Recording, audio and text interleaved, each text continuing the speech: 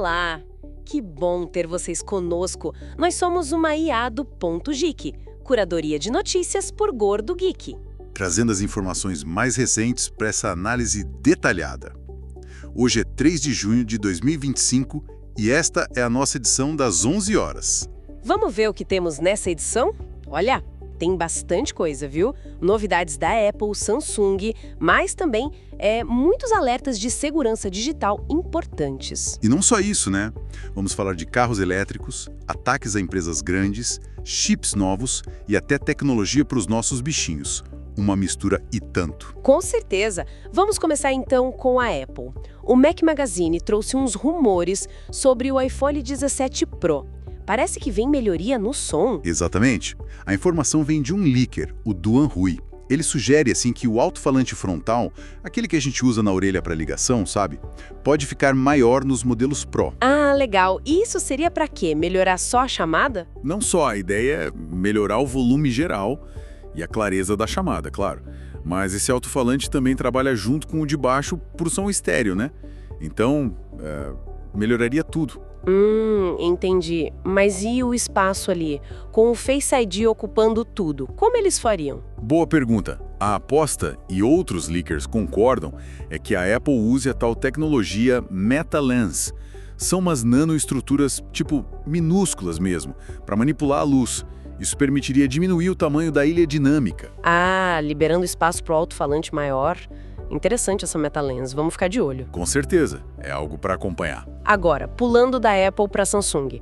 O tudocelular.com está falando do Galaxy Z Fold 7. Parece que ele pode ser o primeiro dobrável da Samsung com o Qi 2, um novo padrão de carregamento sem fio. Isso. Encontraram uma certificação que indica suporte ao Qi 2 versão 2.1.0. Isso pode significar, sim, recargas sem fio mais rápidas. O ponto é que o documento sugere a ausência do MPP, o perfil de potência magnética. E peraí, MPP, o que é isso exatamente? Me perdi um pouco. Ah, desculpa. É a parte magnética, sabe? Tipo o MagSafe da Apple. Aquilo que faz o celular grudar certinho no carregador sem fio, garantindo o alinhamento perfeito para carregar bem e esquentar menos. Ah, tá. Entendi. O imãzinho. E por que o Z Fold 7 não teria? Então, sem o MPP, ele usaria o BPP, o perfil básico de potência, que nem a linha S25, por exemplo. A justificativa mais provável, assim, é a espessura. O Z Fold 7 deve ser um dos dobráveis mais finos do mercado. Aí talvez não sobre espaço físico para os ímãs, né? Faz todo sentido. Se querem ele super fino, tem que abrir mão de algo. Agora, mudando de assunto para um alerta sério. Segurança. O Canaltech está falando de uma nova versão de um malware para Android. Chama Crocodilos. O nome já assusta. E com razão. É uma ameaça bem preocupante, viu? Esse vírus, esse danado, consegue adicionar contatos falsos na agenda do seu celular. Como assim, contatos falsos? Ele cria entradas na sua agenda. Aí quando o criminoso te liga usando um número controlado pelo malware, pode aparecer na tela o nome do seu banco ou, sei lá, da sua mãe, de um parente. Nossa, que perigo. Aí a pessoa atende achando que é conhecido. Exatamente. E aí o golpe acontece. O objetivo é roubar dados pessoais, dados bancários ou até te induzir a fazer uma transferência na hora. E olha, o Brasil está na zona de ação desse malware. Meu Deus, qual a recomendação então? O de sempre, mas que nunca é demais repetir. Baixar apps só de fontes confiáveis, tipo a loja oficial, manter o Play Protect do Google ativo e, principalmente, desconfiar de ligações inesperadas, mesmo que o nome que apareça na tela pareça familiar, sabe? Na dúvida, desliga e você mesmo liga de volta para o número que você tem salvo. Ótima dica. Bom, continuando nessa linha de segurança, mas agora no mundo corporativo. A UOL e a Reuters estão reportando que a Telefônica está investigando um possível ataque digital lá no Peru. É verdade. A investigação começou depois que um grupo hacker alegou ter vazado dados de clientes da operação peruana da empresa. Eles até divulgaram uma amostra, parece que de 1 milhão de registros para provar. Ué? Mas a Telefônica não tinha saído do Peru, e lembro de ter lido algo assim. Saiu sim. Eles venderam a unidade peruana para uma empresa argentina, a Integra Tech International, em abril deste ano. Mas, né, o vazamento alegado seria de dados dessa operação antes da venda, provavelmente. Por isso a investigação está rolando, para entender o que aconteceu e qual a extensão real disso tudo. Entendi. E os incidentes não param. O Tech Radar também noticiou um vazamento de dados na The North Face, aquela marca de roupas de aventura, né? É essa mesmo.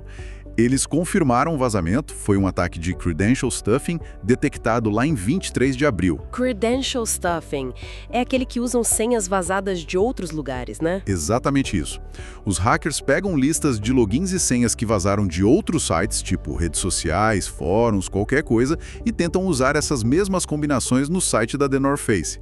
E aí, se a pessoa reutilizou a senha... a conta dela é invadida. É o grande perigo de usar a mesma senha em tudo. Pois é. Nesse caso da The North Face, o que foi roubado? Nomes, endereços de entrega, e-mails, data de nascimento, telefone. Informações pessoais importantes. E dados de cartão. A empresa garante que dados de cartão de pagamento não foram comprometidos. Eles dizem que não armazenam esses dados completos nos servidores deles. Ufa, né? Mas mesmo assim, esses outros dados roubados, nome, e-mail, telefone, são um prato cheio para golpes de phishing para tentar enganar as pessoas depois. Fico alerta de novo. Senhas únicas e fortes. Com certeza. E a situação fica ainda mais dramática quando esses ataques atingem a área da saúde. O TechCrunch reportou que a rede Catering Health, lá nos Estados Unidos, ainda está sofrendo bastante semanas depois de um ataque de ransomware. Sim, é uma situação bem complicada. É uma rede grande com dezenas de hospitais e centros médicos em Ohio. Eles tiveram o que chamaram de interrupção tecnológica em todo o sistema. Imagina o caos. Que loucura! Cancelamento de exame, quimioterapia, cirurgia. É terrível pensar no impacto disso na vida das pessoas. Exatamente. É um lembrete bem duro do quanto esses crimes digitais podem afetar serviços essenciais. A empresa acredita que foi ransomware mesmo, talvez de um grupo chamado Interlock. E eles afirmam que não pagaram o resgate pedido pelos criminosos. Decisão difícil essa, de pagar ou não pagar. Mudando um pouco de assunto, mas ainda em privacidade digital, a Ars Technica trouxe uma descoberta bem preocupante sobre a Meta, dona do Facebook, Instagram, e a empresa russa Yandex, no Android. Sim, descobriram que essas empresas estão conseguindo, de alguma forma, vincular o histórico de navegação na web à identidade dela dentro dos aplicativos. Mesmo que você navegue em modo anônimo. Como assim? Mas não tem o tal do sandboxing no Android para isolar os aplicativos e os navegadores não separam os dados? Deveria, né? Mas eles acharam uma brecha. Basicamente, os rastreadores dessas empresas, como o Metapixel e o Yandex Métrica, que estão em milhões de sites por aí, conseguem enviar uns identificadores web para portas de rede locais dentro do próprio celular Android. Portas locais. E daí? E daí que os aplicativos do Facebook, do Instagram e da Yandex ficam instalados e escutando nessas portas específicas. Quando o identificador chega do navegador, o app pega ele e pronto. Consegue associar aquela navegação que você fez, mesmo que anônima no navegador, com a sua conta que está logada no app. Desanonimiza tudo. Que coisa engenhosa e assustadora. Eles basicamente criaram uma ponte entre o navegador e o app para nos rastrear melhor. Exatamente. O Google já está ciente e disse que está investigando e implementando mitigações para dificultar isso. Mas a recomendação mais segura dos pesquisadores que descobriram isso, por enquanto, é meio radical. Não ter esses aplicativos instalados no celular. Uau, forte. Bom, saindo um pouco do mundo digital puro e indo para o físico, mas ainda com tecnologia. O Desmodo repercutiu uma pesquisa da AAA, lá dos Estados Unidos, que mostra uma queda no interesse por carros elétricos. Os números deram uma esfriada. Segundo a pesquisa, só 16% dos adultos americanos dizem que é provável ou muito provável que o próximo carro deles seja um EV. Um elétrico. É o nível mais baixo desde 2019. Nossa, caiu bastante então. E do outro lado, quem não quer? Do outro lado, 63% se dizem improváveis ou muito improváveis de comprar um elétrico. É uma maioria considerável. E a pesquisa aponta os motivos ou o artigo do Gizmodo especula algo? A pesquisa da AAA perguntou os motivos para quem ainda tem interesse. E aí as razões principais continuam sendo economia de combustível, 74%, e preocupação com o meio ambiente, 59%. Agora, sobre a queda no interesse geral, a pesquisa da AAA não apontou uma causa específica. O artigo do Gizmodo, aí sim, especula um pouco. E o que eles acham? Eles levantam a hipótese de que talvez a imagem meio polarizadora do Elon Musk, sabe? E talvez a queda nos resultados recentes da Tesla possam estar, de alguma forma, impactando negativamente a percepção do setor de elétricos como um todo. Mas, de novo, isso é especulação do Gizmodo, não dado da pesquisa. É uma tendência para a gente ficar de olho, né? Com certeza. Interessante ver como essas coisas se conectam. Agora, voltando para o mundo dos componentes dos semicondutores, uma notícia boa do TechCrunch. Uma startup israelense chamada SpeedData levantou 44 milhões de dólares. Isso, uma grana boa.